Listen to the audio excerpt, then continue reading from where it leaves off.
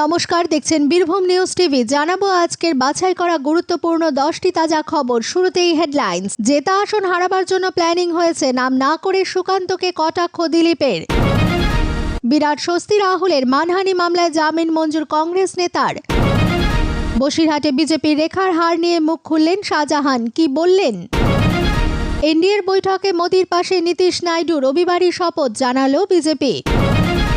আপনার উপর সম্পূর্ণ আস্থা, নীতিশ নাইডুকে সঙ্গে নিয়ে মোদির নেতৃত্বেই সরকার করার পথে এনডিএ। নীতিশ প্রামাণিকের হারের পর কোচবিহারে বিজেপিতে ভাঙন, নয় পঞ্চায়েত সদস্য তৃণমূলে যোগ দিল। ইন্ডিয়া জোটে বড় ধাক্কা, দিল্লিতে হাতছাড়ার সিদ্ধান্ত আম আদমি পার্টির। প্রতিদিন সঠিক খবর নিয়মিত শোনার জন্য সাবস্ক্রাইব করুন বীরভূম নিউজ টিভি চ্যানেলটিকে। আসছি বিস্তারিত খবরে। ভোটের আগেই জেলবন্দি শাহজাহান দাবি করেছিলেন বসিরহাট লোকসভা কেন্দ্রে তৃণমূল জিতবে। ফল প্রকাশের পর দেখা গেল তার ভবিষ্যৎবাণী মিলে গিয়েছে। সন্দেশখালীর আন্দোলনের মুখ বিজেপির রেখা পাত্রকে হারিয়ে জিতে গিয়েছেন হাজী নুরুল ইসলাম। শুক্রবার 14 দিনের জেল হেফাজতের শেষে আদালতে তোলা হয় শাহজাহানকে। বসিরহাট মহকুমা আদালতে তাকে তোলার সময় তার সমর্থকরা জয় বাংলা স্লোগান দিতে থাকেন। সেই স্লোগান শুনে শেখ শাহজাহান বলেন, আমি তো আগেই বলে দিয়েছিলাম জিতবে। এদিন তাকে বেশ খোশ মেজাজেই আদালতে ঢুকতে দেখা যায়। তার সঙ্গে শেখ আলমগীর, দিদার বক্স মোল্লা সহ আরও বেশ কয়েকজনকে আদালতে তোলা হয়। বসিরহাটে সংখ্যালঘু ভোট ব্যাংকের কথা মাথায় রেখে পোড় খাওয়া রাজনৈতিক হাজী নুরুল ইসলামকে প্রার্থী করে তৃণমূল। অন্যদিকে সন্দেশখালী আন্দোলনের ফসল তুলতে রেখা পাত্রকে বাছে বিজেপি। খোদ প্রধানমন্ত্রী নরেন্দ্র মোদী ফোন করে রেখাকে ভোটে লড়ার জন্য উৎসাহ দেন। কলকাতার সঙ্গে বসিরহাট লোকসভা কেন্দ্রে ভোট হয় 1 জুন। ভোটের ফলে দেখা যায় 3 লক্ষেরও বেশি ভোটে হেরেছেন রেখা পাত্র। এর আগে শাহজাহানও তৃণমূলে 3 লক্ষ ভোটে জেতার ভবিষ্যৎবাণী করেন, যদিও সন্দেশখালীতে লিড পেয়েছে বিজেপি। গত 5 জুন শাহজাহানের বাড়িতে যান ইডি আধিকারিকরা। সেখানে আক্রান্ত হন তারা। এলাকা থেকে নিখোঁজ হন শাহজাহান। তিনি ও তার বাহিনীর বিরুদ্ধে জমি ও ভেড়ি দখলের অভিযোগ উঠেছিল। মহিলারাও পথে নেমে বিক্ষোভ দেখায় শাহজাহান ও তার বাহিনীর বিরুদ্ধে। উত্তপ্ত হয় সন্দেশখালী। 55 দিন পর শাহজাহানকে গ্রেফতার করে পুলিশ। তার বিরুদ্ধে ওঠা সমস্ত অভিযোগের তদন্ত করছে ইডি, সিবিআই। এই খবর শুনছেন আপনারা বীরভূম নিউজ টিভি চ্যানেল থেকে। আপনাদের কাছে একটি বিশেষ অনুরোধ, আমরা এই ভিডিওটায় 4000 লাইক টার্গেট করছি। আমাদের ভিডিওটি যদি ভালো লেগে থাকে তাহলে অবশ্যই একটি লাইক করে আমাদেরকে সাপোর্ট করবেন। ফিরে আসছি খবরে। জোটে ভাঙনের যাবতীয় আশঙ্কা উড়িয়ে এনডিএর বৈঠকে যোগ দিলেন নীতিশ কুমার চন্দ্রবাবু নাইডু। প্রধানমন্ত্রী মোদীর সারিতেই রাখা হলো তাঁদের আসন। বৈঠকে যোগ দিয়েছেন একনাথ শিন্ডে, অজিত পাওয়ার থেকে শুরু করে এনডিএর যাবতীয় শরিক দল। এনডিএর এই ঐক্যের ছবি খানিকটা হলেও স্বস্তি দেবে বিজেপি নেতৃত্বকে।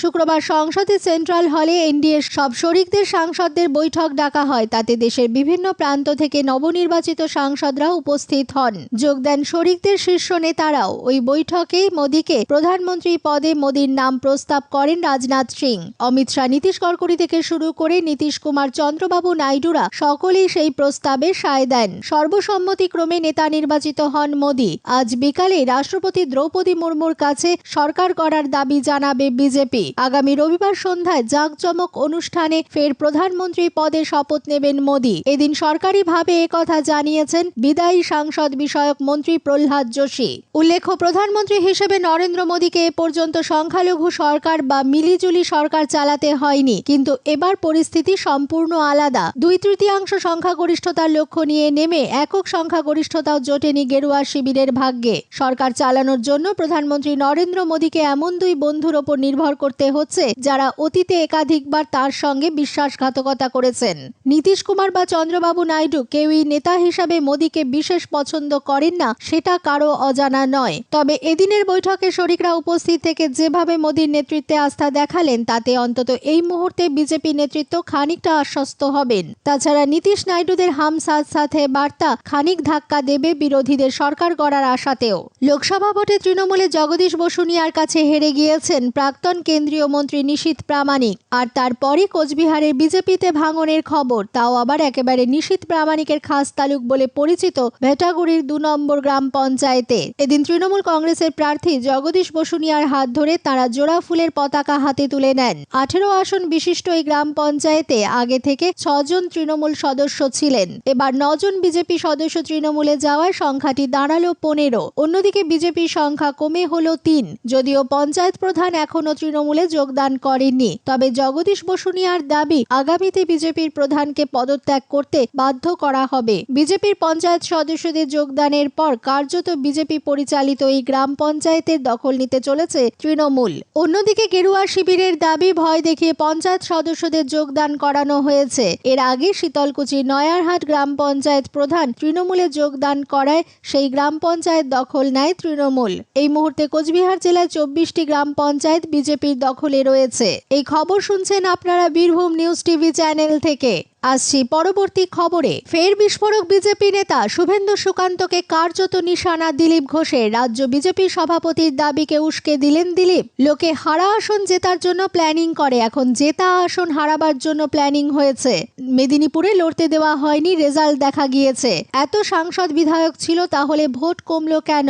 দেবশ্রী চৌধুরীর আসন বদল নিয়েও নিশানা দিলীপের। দেবশ্রী ওখানে জিতত না, এর পেছনে কি আছে? এসব কেন করা হয়েছে, এগুলো ভাবতে হবে। পার্টির প্রতিষ্ঠিত নেতাদের হারানোর জন্য পাঠানো হয়েছিল। সুকান্ত মজুমদারের নাম না করে কটাক্ষ দিলীপের। সুকান্তকে নিশানা করে দিলীপের কটাক্ষ। আক্রমণ কার পারমিশন নিয়ে হয়? কর্মীরা কান্নাকাটি করে বাড়ি ছাড়া হয়, তখন কি ফর্মালিটি করব, নাকি মানবতার ডাকে সাড়া দেব? ওরা তো সুন্দরবন থেকে এখানে এসে আমার সঙ্গে দেখা করে গেছে। প্রোগ্রাম করার জন্য পারমিশন নিতে হয়, মানুষের সঙ্গে দেখা করার জন্য কারোর পারমিশন নিতে হয় না। আমি চিরদিন কর্মীদের সঙ্গে ছিলাম, কিন্তু পার্টির প্রোগ্রামে আমি 4 বছর ধরে যাই না, আমাকে ডাকেও না, আমার মতামত নেয় না। আমি পার্টির কর্মীদের সঙ্গে থাকি, সাধারণ মানুষের সঙ্গে থাকি। আমি যতদিন রাজনীতি করব, আমি এরকমই করব। রাজনীতি ছেড়ে দিলে অন্যভাবে মানুষের পাশে থাকব। মানুষের কাছে যেতে কেউ কাউকে আটকাতে পারে না। মেদিনীপুরে লড়তে দেওয়া হয়নি বিজেপি নেতাকে। এই প্রসঙ্গে দিলীপ ঘোষের বক্তব্য, পর্যালোচনা হওয়া উচিত। কর্মীরা বলবেন কি সমস্যা হয়েছে এখানে। আমি আমার মেদিনীপুর লোকসভায় সময় দিয়েছি, তারপর কিছুদিন অন্য একটি রাজ্য আন্দামানে সময় দিয়েছি। গত 1 বছর ধরে সম্পূর্ণ সময় মেদিনীপুরে দিয়েছিলাম, টাকা পয়সা সময় সব দিয়েছি। আমাকে লড়তে দেওয়া হয়নি, তার রেজাল্ট সবাই দেখে নিয়েছে। দেবশ্রী চৌধুরী আসন বদল নিয়ে বিজেপি নেতার মত, কি সব যুক্তি দেওয়া হয়েছে? আমি নাকি মেদিনীপুরে দাঁড়ালে হেরে যাব, কারণ ওখানে নাকি কুর্মীরা আমাদের বিরুদ্ধে। যেখানে কুর্মী ভোট বেশি সেই পুরুলিয়া আসনে বিজেপি জিতেছে। আমার বিরুদ্ধে কুর্মীদের খ্যাপানো হয়েছিল, আমাকে সরানোর জন্য এটা করা হয়েছিল। দেবশ্রী যেখানে কাজ করেছে বা মন্ত্রী ছিল, সেখানে আমরা আবারও জিতেছি। একজন কাউন্সিলর ওখানে লোকসভা জিতেছে, তাকে কেউ চিনতই না। একটা গ্রামীণ পুরসভার নেতা, তাহলে দেবশ্রী ওখানে জিতত না। এর পেছনে কি আছে? এসব কেন করা হয়েছে, এগুলো ভাবতে হবে। কিছু তো একটা ব্যাপার আছে, না হলে যারা পার্টির প্রতিষ্ঠিত নেতা, তাদের কি হারানোর জন্য পাঠানো হয়েছিল? লোকে হারা আসন জেতার জন্য প্ল্যানিং করে, এ তো দেখছি জেতা আসন হারাবার জন্য প্ল্যানিং হয়েছে বলে মনে হচ্ছে। এতক্ষণ খবর শুনছেন আপনারা বীরভূম নিউজ টিভি চ্যানেল থেকে। এখনো সরকার গঠন হয়নি, কিন্তু তার মধ্যেই ভাঙনের সুর ইন্ডিয়া জোটে। দিল্লিতে এবার একলা চলার কথা ঘোষণা করে দিল আম আদমি পার্টি।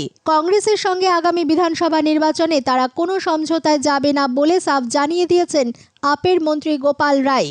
গতকাল বৃহস্পতিবার দিল্লির মুখ্যমন্ত্রী অরবিন্দ কেজরিওয়ালের বাসভবনে আপের বিধায়কদের এক বৈঠকে এই সিদ্ধান্ত নেওয়া হয়েছে। একই সঙ্গে আপ বিধায়কদের নিজের নিজের এলাকায় উন্নয়নের কাজ শুরু করতে নির্দেশ দেওয়া হয়েছে। আপের সঙ্গে কংগ্রেসের আসন সমঝোতার পথ মোটেই সহজ ছিল না। দিল্লিতে কোনো মতে জোট হলেও পাঞ্জাবে কংগ্রেসের সঙ্গে কোনো সমঝোতা হয়নি আপের। তা সত্ত্বেও পাঞ্জাবে 3টি আসনে জিতেছে আপ। অন্যদিকে কংগ্রেসের সঙ্গে সমঝোতা করেও দিল্লিতে একটি আসনও দখলে আসেনি আপের। 7টির মধ্যে 7টি আসনই জয়ী হয়েছে বিজেপি। গোপাল রায় বলেন, লোকসভা নির্বাচনের লড়াইয়ের জন্য বিজেপি বিরোধী জোট ইন্ডিয়া গড়ে তোলা হয়েছিল। অনেক দল ওই জোটের শরিক হিসাবে একসঙ্গে নির্বাচনে লড়েছে। আপও তার অন্যতম অংশ ছিল, কিন্তু আপাতত দিল্লির বিধানসভা নির্বাচনে আপ কোনো জোটে নেই। গোপাল রায়ের দাবি, দলের সর্বময় নেতা অরবিন্দ কেজরিওয়াল জেলে থাকায় প্রতিকূল পরিস্থিতিতে লড়াই করতে হয়েছে আপকে। তা সত্ত্বেও দিল্লিতে বিজেপি প্রার্থীদের জয়ের ব্যবধান অনেক কমেছে। বিজেপির প্রার্থী তথা গতবারের সাংসদ লকেট চট্টোপাধ্যায় হেরে যাওয়ায় খুশিতে পিণ্ডদান সহ মাথা ন্যাড়া করলেন 2 প্রাক্তন বিজেপি কর্মী। এই 2 বিজেপি কর্মী দলবল নিয়ে ত্রিবেণী ঘাটে গিয়ে মাথা ন্যাড়া করেছেন। বিক্ষুব্ধ 2 বিজেপি কর্মী হলেন শ্যামাকান্ত দাস ও নিমাই সানা। এর মধ্যে নিমাই বাবু বিজেপির সমর্থক ছিলেন, আর শ্যামাকান্ত বাবু গত পঞ্চায়েত নির্বাচনে সপ্তগ্রাম থেকে পঞ্চায়েত ভোটে বিজেপির প্রতীকে লড়েছিলেন। লোকসভা নির্বাচনের শুরুর দিকে তিনি দলীয় আলোচনা সভায় তদানীন্তন বিদায়ী সাংসদ লকেট চট্টোপাধ্যায়ের ভূমিকার সমালোচনা করে দলে রোষে পড়েন। তারপরে দল ত্যাগ করেন তারা। এবার হুগলি থেকে বড় ব্যবধানে তৃণমূলের তারকা প্রার্থী রচনা বন্দ্যোপাধ্যায়ের কাছে পরাজিত হয়েছেন লকেট। রাজনৈতিক বিশ্লেষকদের অনেকের মতে তৃণমূল নিজেদের সংগঠনের জোরে যেমন নিজেদের প্রার্থীকে জিতিয়ে এনেছেন, ঠিক একইভাবে বিজেপির একটি অংশ এবার লকেটের সঙ্গে ছিল না, তাই এই বিরাট ব্যবধান। এতক্ষণ খবর শুনছিলেন বীরভূম নিউজ টিভি থেকে। খবর এখনকার মতন এই পর্যন্তই। ধন্যবাদ।